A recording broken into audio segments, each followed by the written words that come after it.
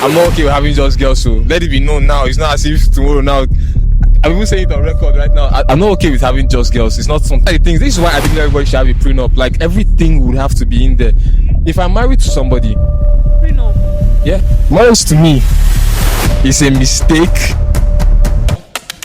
Can you imagine somebody was trying to discourage me from doing a podcast at the beach, saying it's too windy, there's too many technical. I don't like when that happens, because I know what I want to do. I know it will work. I mean, Tell me, say thank you, Felin. yeah, you've done. Look at the camera and say thank you, Felin. You're starting this thing off now very feisty. We'll have serious problem now. So guys, it's your favorite girl Felin, and this is Lynn Scandor. I'm live with Coke, the podcaster. Coke like cocaine. Today we're going to be starting very strong. We're going to be talking about marriage in Yeah. the 21st century, 2026. First, I want to know your opinion on what love is. You know, there are different types of love. There's a romantic one, there's a platonic one, there's a family one. The love that leads to marriage. You know what I'm talking about. First of all, I think love is the most beautiful thing in the whole world. I mean, if you're religious or not, love, that affection you feel for somebody else that makes you want to die for them and makes you feel like no harm should come to them unless it will hurt you too. Like, what does marriage now mean to you? I think I can get an easier answer from that one. You know what? Marriage to me is a mistake that... No, let me rephrase that. Marriage to me is a union. A very useful, beneficial union between a man and a woman, where they both use their strengths to benefit each other, to help each other grow. It's an arrangement between a man and a woman to augment each other and live life for each other. That's what it means to me. Shelly, what does marriage mean to you? I think marriage is trusting somebody with your life. Wow. It's literally saying, okay, this is my life. I'm giving you my life and I'm taking your life. Because, you know, at this time last year, I was thinking, oh, I think I'm ready for marriage. I think I'm going into that type of stuff right now. But this year, I'm ready. But the only reason why I'm just leaning back is because I don't think I've seen anybody I can trust in my life. What are you looking for? What would make them trust you? What would make you trust them? I'm looking for a man. Like, I keep meeting boys. I keep meeting children. I'm looking for a man. Like, a man that is going to stand still and stand his ground and be like, this is what I want. A man that has integrity. Like, he's true to his words. Mm. And somebody that actually fears God. I'm not saying, oh, Sunday going to church or you're even a worker. You can be a worker in church, but you don't even fear God. You just know how to be like a blasphemer. What I'm asking you is the characteristics of men and the characteristics of boys. A characteristic of a man is a man that can actually stand his ground, that knows his purpose and knows what he wants. A lot of people don't know what they want. Okay, what can you give as a man? For example, now, you end up with a woman or you meet a woman, she has her own money, she has her own thing going for herself, she doesn't need your protection, she doesn't need jack from you. Mm-hmm. At that moment, you like her, what can you give? Okay. What makes you a man at that time? Sounds like a husband interview, but let me answer the question. For a long time, man, I used to think money was everything. I used to think money made a man. Because in truth, if a man doesn't have, he feels a certain type of way. He feels not enough. So it's a trap that many men fall into. But the value that I would add to a woman that has everything is my stability. I would be to you, I would be to that person because that's what I am to myself, as a rock. You understand? Something that is unshakable, something that you can rely on. If there's a problem that doesn't involve money and my wife comes to me, she can be guaranteed that she will get an answer or something very close to the answer. If she's 50% done in solving that issue and she brings it to me, I should be able to take her further. In whatever way I do it, I know I'm capable of it because I do it in my everyday life with like friends and family. My ability to go extra mile for the people that I love and be there for them in the ways that they require me to be. Do you believe in for better and for worse? when you cross the line of deal breakers, then that will obviously not be valid anymore because, What are these deal breakers? for example, if a man abuses you, like beats you, eh, you know that he can possibly kill you. You know that because that's the end of it. You understand? That's the worst case scenario of that situation. You die. For me, as a man, and I've left many relationships. No. Let me not say it like that. I've not left many relationships, but I don't condone cheating. Yeah, if I conceive that my woman is entertaining other men, it's a wrap. So I believe that's also something that I cannot bet for better for worse with you in that situation. Do I cheat? I'm single right now, so it's not a valid question. Like, do you think of yourself as somebody that can cheat? That can cheat. I am capable of cheating. You get, as every man is. Which one is man? You asked me if I can cheat now. I can now. Capable of the activity. But so if you can cheat, why can't she cheat too? I mean, I won't take it too. But if you cheat, she should take it. That one is your business. If you don't like it, I'm not saying I will cheat, but like, everybody has their own things. You feel? As a man, yeah, you cannot tolerate cheating. No, I can't. As a man, will you cheat on your partner? If I've committed myself to you and I've told you we've had an agreement, I'm not going to sleep with any other woman and all of this. If I've done that, I wouldn't cheat because I've given you my word. You get? What does better for words mean to you? It means in sickness and in health. It means through the hardships. For example, one of the biggest causes of problems in marriages is finance. And sex. I didn't know that too. Yeah.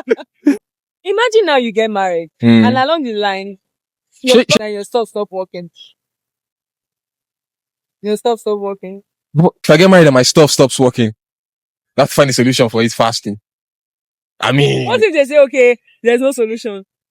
That's still sickness and health, I mean. But you know the thing about sex? There are so many ways to enjoy it. Like, I know you might be missing that erect penis thing. See, sometimes you can just open our mouth and give advice. As a man, you think, okay, your man will stop working. Your whole stuff stops working and you think, oh, they're different. That's not what you'll be thinking at the time. You'll be frustrated and you'll be taking it out on your wife and you'll be angry. Sometimes we're not factual. We're not like being real.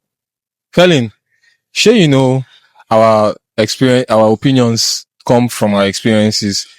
Like the things that we're exposed to, the stories we've heard and things like that. And it's easy to generalize. So maybe that's what you think. Do you believe in marriage? I believe there's the way it should be. How should it be? I think certain discussions should be had first, up front, like serious discussion. It shouldn't be vibed into, you know, people like vibe into marriage. Yeah.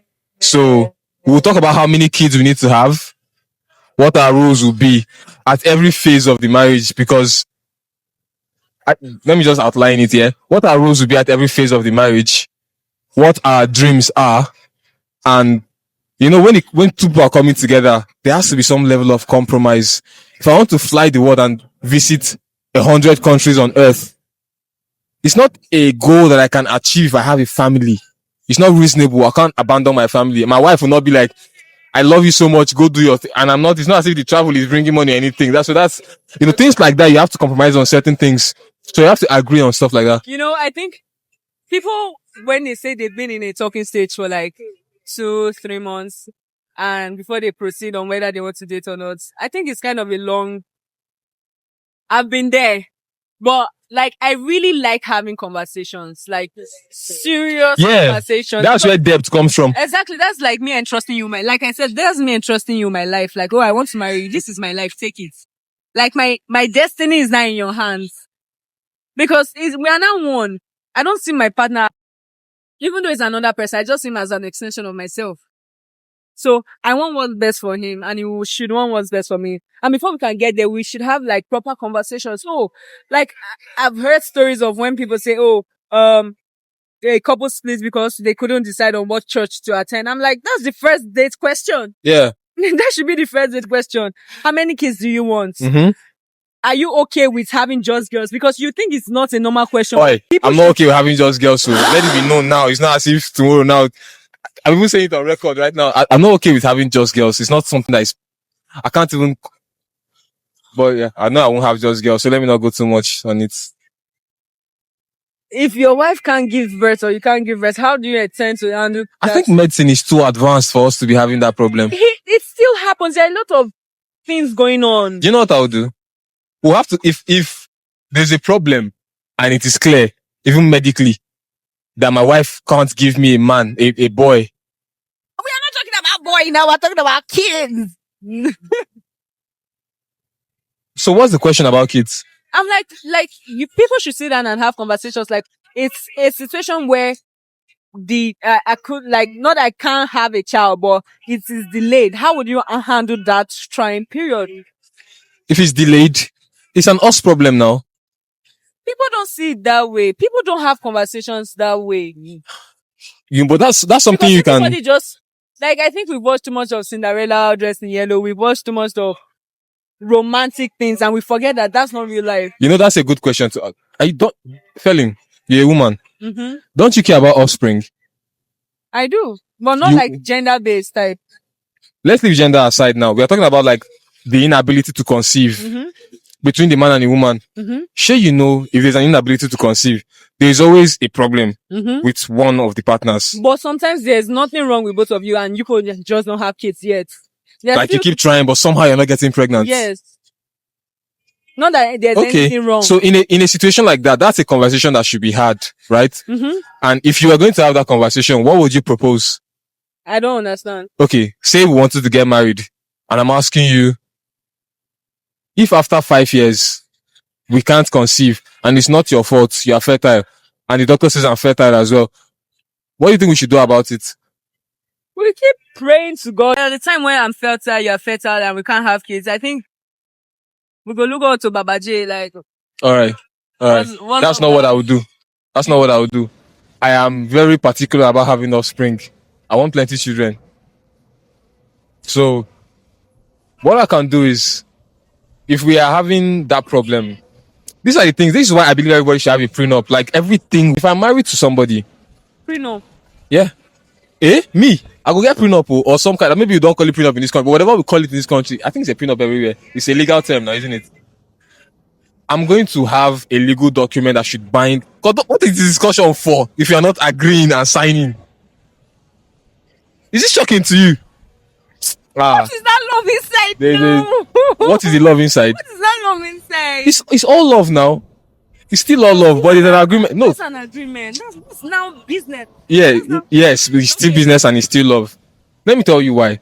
There are promises I can make to you that we imagine I tell you, if you give me a boy as my first child, I want a girl as my first child. But if you give me a boy, if I say that I want a girl as my first child, and if you give me a girl as my first child, you get a car of your choice.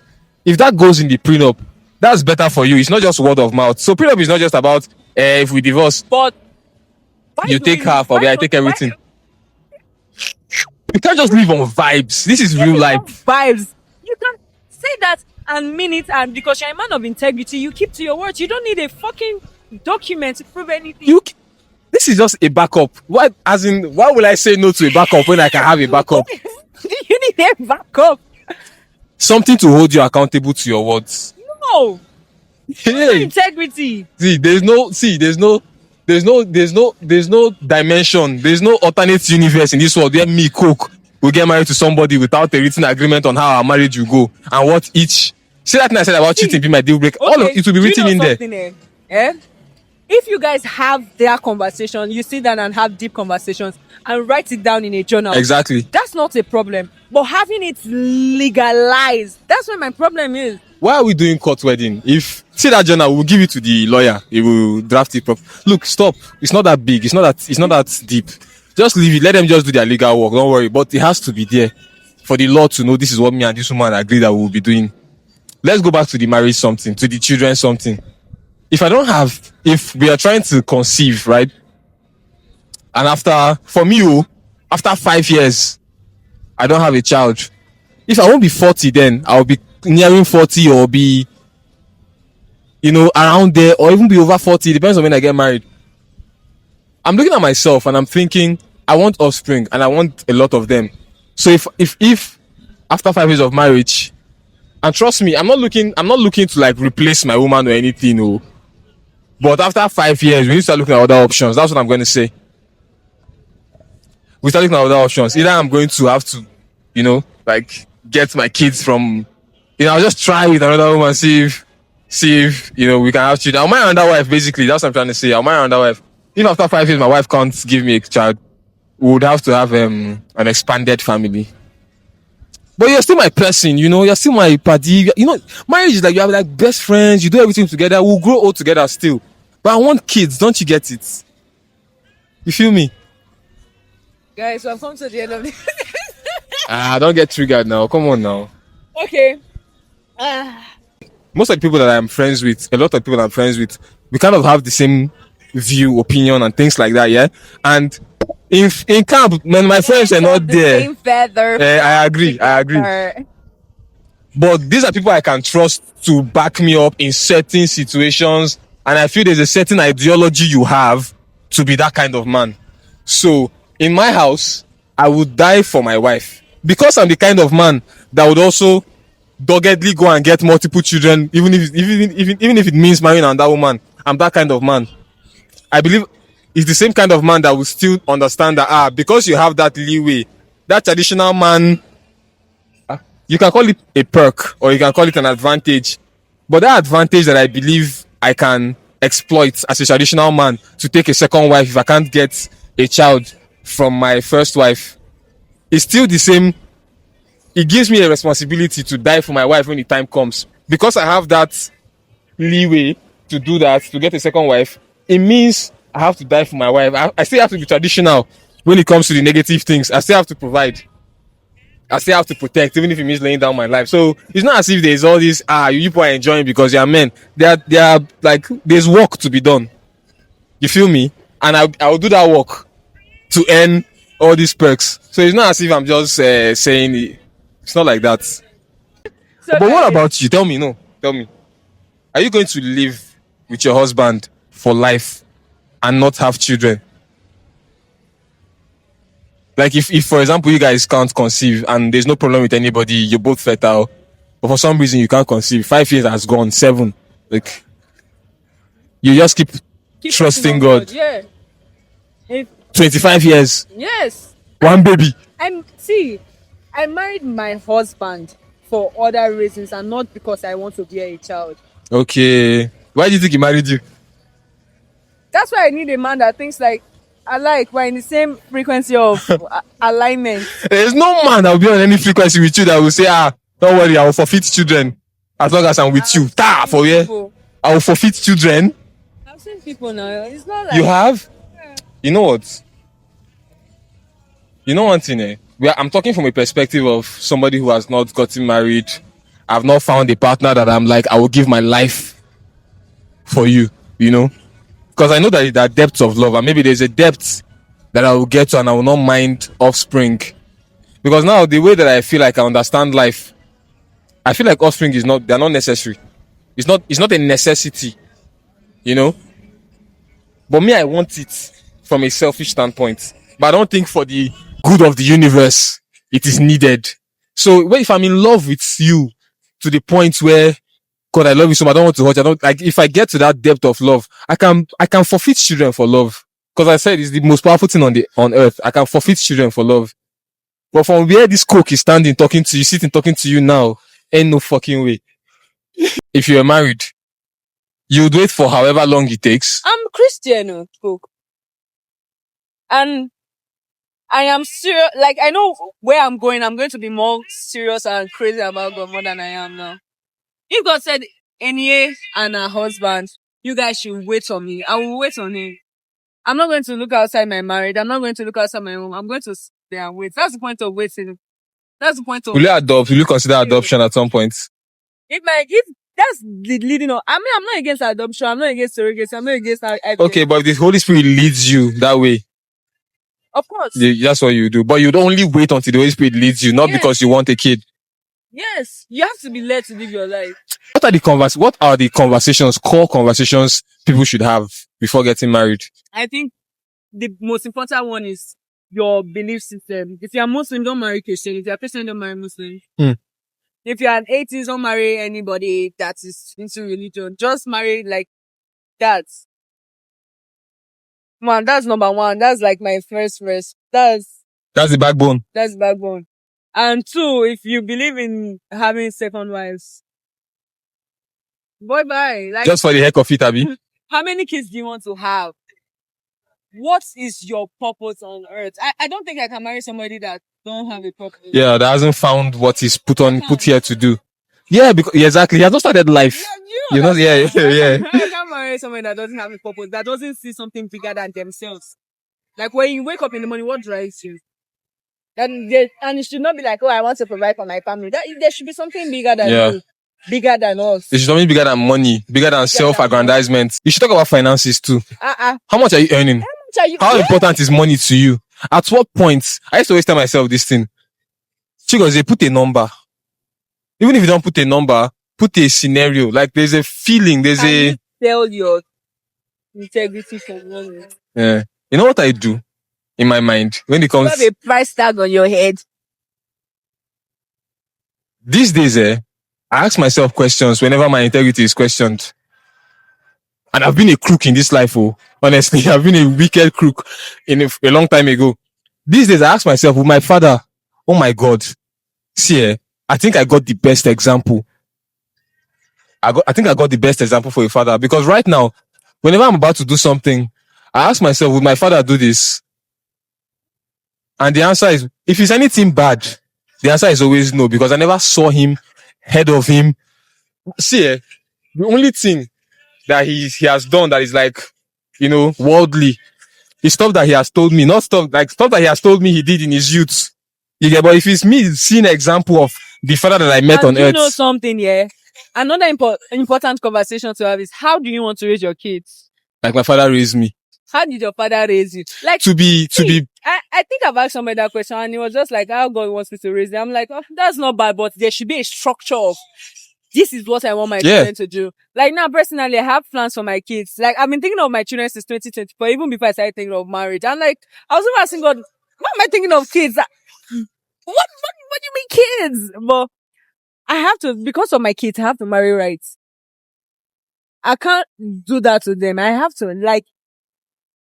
marry right because of my kids. I have a way I want my kids to be. Because they are members of the society. Yeah. They are actual people. I just don't want to just get married and have children. Like, there are projects that I have to work on. So that's a good conversation to have. Yes. How do you want to raise your kids? Oh, I want them to go to the best university. That's not how you are raising them. You have to be detailed. In football, these days now, people are living, God, I hope this is not going to be lost on you. But tactics, what they call tactics now? Like the plan that you use to enter a game in football, right? Before that was like before that was like the in thing. Now, it has gone so in depth now. They're like looking at statistics, percentages, averages. Like the more you do this is likely to happen. They go more in depth. So when it comes to raising children, instead of like beat him when he steals, do this when he does. Like you have to be much more intentional. Pay attention to their psyche. Like you have to tweak them. You know the thing about being a parent is you have to be a better person. Children don't do what you say; they do what you do. Yeah. You cannot say bait twice a day when you are baiting once. Yeah. You have to be a better person. They should see how you talk to people. They should see how you treat people. Yeah. They should not even like, you can be treating people nicely outside, but when you come home, you are always bad-mouthing them, insulting them. They shouldn't. They see that. Yeah, they shouldn't see that. So that when they come outside and they see, like, you're educating them about how the world is. You're speaking to them that you are different. You should stand out. So whatever you do, be the best. You are speaking life to them. You are speaking that whatever you set on your mind in, you are going to accomplish it. You just have to believe in yourself. You are reprogramming their brain to do exploits. Yeah. That's like, you are always speaking to them. Like, I'm crazy about money, but I don't think I want to marry somebody that doesn't have money. It's not a good decision now. It's a very bad life. For a man to marry, before I get married, I need to be able to be sure that I can care for, this thing. Financial stability is like you being able to have your savings, have running investments, have some kind of passive income with your active income, and then have like 6 months of expenses saved up somewhere. That whole thing, you need to have it for three, you, wife, and a kid. Do you understand? Yeah, exactly. So it's not, and somebody will say, hey, it's not easy, but like that's the work you have to do. You want a wife, the convenience that comes with having a wife. you don't want to put in that work and put yourself at that level. Some people just don't even know. Like, if you want to even get married, you have to ask yourself why. Not because like everybody's getting married, you have to get married. Not because of peer pressure. Oh, my friends are getting married. Or you say I'm getting old. Man, don't be old. It's better to be old and be happy and single than to be married to the wrong person. And that's my own belief. Like, yeah, everybody's rushing to get married. That's what I'm saying now. That's why I told you people made. See, and again, I would like to even add is that you don't have to get married because of how you feel now, like emotions. You have to put your emotions. Like, I'm not. So why are you arguing with me on prenup? Like I told you, it's a logical decision. You have to. Allow me is my podcast. But yeah, it's just that, like, I like you, yes, but that shouldn't be the reason I'm marrying you. There should be more than that. Love it should be, I don't say it should be more than love, but it should be more than just your emotions. I think with women, there was one talking stage I was in last year. I really like. What the fuck is a talking stage? I think when we were talking, we were too emotional into it, but deep down in our head, I just knew that I don't think I can trust this nigga 100%. Like, I can't trust him with my life. But I really liked him, eh. Like, even till now, I still do like him, but I just know that it's not going to be anything anymore. But I really liked him, like, sometimes now thinking about him, I miss everybody eventually. Like, I think we're just good people, wrong timing. Yeah, so I get that. If I see him in the next 2 years, he'll probably be a different man. Yeah. And why are we talking about my love life? We got here now. This is where we got. Oh, man. But love is sweet, yeah. The spiritual aspect, he was there at some point. Like, there are some things he taught me spiritually. There are some things he even taught me in life. And I'm like, he made me see like, you know, there are some people that will just come to your life and make you understand some things about your own self. He always knew, like, when somebody just understands you, sometimes I didn't even think about that was my problem. It'd be like, that's the problem. Like, So he really did understand me. And he just knows how to talk to me. And he always knows the right things to say.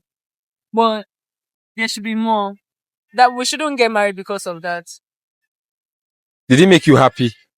Yes. Did you feel the sense of home, satisfaction, peace with him? Like, sometimes when I'm having a bad day now and I just wish I could call him. Because he always knows the right things to say. You know, at the end of the day in life, we're all looking for peace. Like, we're all looking to just be, look at this environment now, like, see this vibe. Like, you want your mental state to be similar to this. And if somebody provides that for you, they are solving the fundamental need of your soul. Sure, you understand? And so I'm not saying like overlook, right? No, but at the end of the day, everything almost becomes secondary. But at the same time, you're not going to have a sick child and have an incompetent man at the same time. That's going to really fuck your life up. That peace and everything will go out the window. With time, you'll become a better person. Maybe with time, it will not be for me, but for someone else. I like that for you. I don't think I've met any woman in my life that I'll feel like I would have married you if not for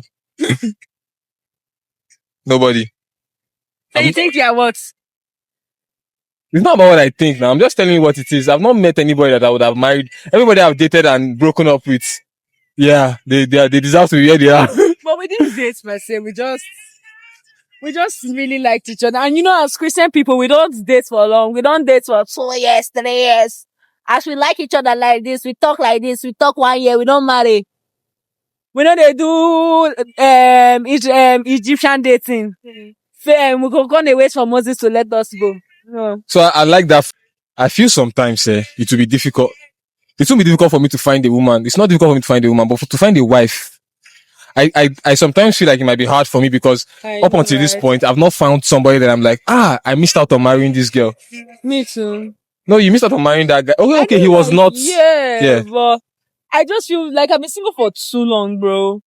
Too fucking long. And sometimes when people, I feel I'm now getting too comfortable being single. But since that boy came to disrupt my peace, now I think I'm looking But you know how love happens. It comes to me. It hits you. You never expect they it. hit anybody when they don't know they expect. You go use your kanuche. Because No, when it hits you, you use your head now to start navigating. But like that feeling of, oh my God, you're so amazing. I could spend the rest of my life with you. That feeling, it hits you at first, and then you now have to start thinking, okay, well, let's start vetting them. I think love is choosing. Build your perfect partner. You should believe within yourself that you deserve that person. Abi? I want to talk about my insecurity, but not on camera. As you said that thing. Your security? Insecurity. Your insecurity? Yeah, I'm very insecure about a particular thing, but I will not talk about it. People like Africa, I'm not going to tell you. Tell me in my ear. After this episode. Okay. All right. But you should feel like you deserve that person. And it's not as if it's not delusion, because don't get offended, but women are very, very prone to delusions.